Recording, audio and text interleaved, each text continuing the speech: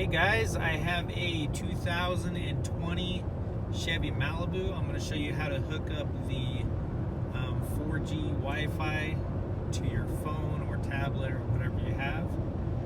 How to set that up. So first you're going to go and just click that 4G button. Make sure your Wi-Fi service is turned on. Your Wi-Fi name is right there, My Chevrolet. Wi-Fi password. You can just press that and change it.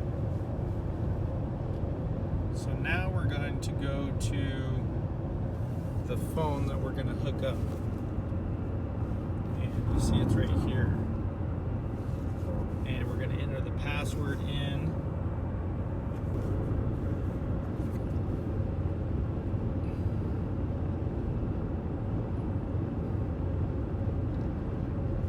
And it is on. And we can see right here one connected device to Wi-Fi hotspot. So that's how you do it. It's pretty easy. And then if you want to change the name and Wi-Fi password, you just click those and change them. Thanks for watching.